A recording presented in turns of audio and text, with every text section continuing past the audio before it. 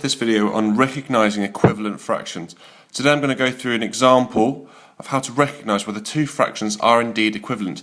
The example I'm going to look at is 1/3 and 3/9. Now it will turn out that these two fractions are indeed equivalent, and that means that they are the same. They represent the same number.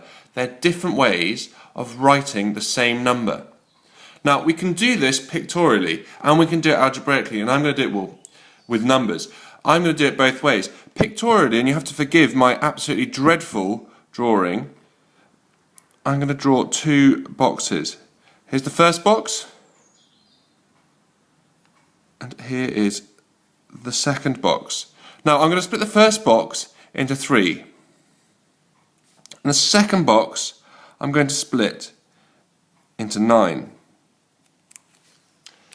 And I'm now going to represent, in the first box, I'm going to represent 1/3 of the box. That means I'm going to shade 1/3. So I'm going to shade one of these 3 rectangles, because that would be shading 1/3 of the box. It doesn't matter which one I shade, I'm just going to shade this bottom one. I have now shaded 1/3 of the box. I'm going to shade 3/9 of this box. I could shade this one, this one, this one, this one, this one, this one. It doesn't matter. I'm going to, just for the sake of this video and the sake of clarity, I'm going to shade the 3 bottom squares. Now we can see pictorially, i.e. using this diagram, that these two are the same. In this box I've shaded 1/3 of the diagram, in this box I've shaded 3/9 of the diagram, but in both diagrams I've ended up shading the same amount.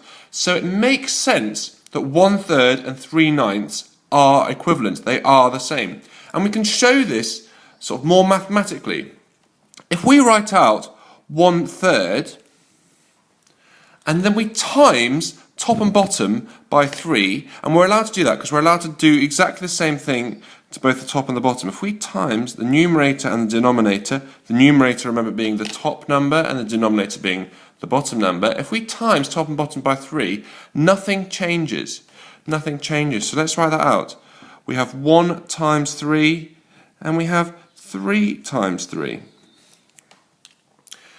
1 times 3 gives us 3, and 3 times 3 gives us 9. So we've shown, by multiplying the numerator and the denominator by the same number, we have shown that 1/3 is equal to 3/9. And if you were asked in a question to show that 1/3 is equal to 3/9, this is the way you should do it. If it helps you to draw a picture, that's absolutely fine. But if you're asked to show that 1/3 is equal to 3/9, then this is the working you need to show.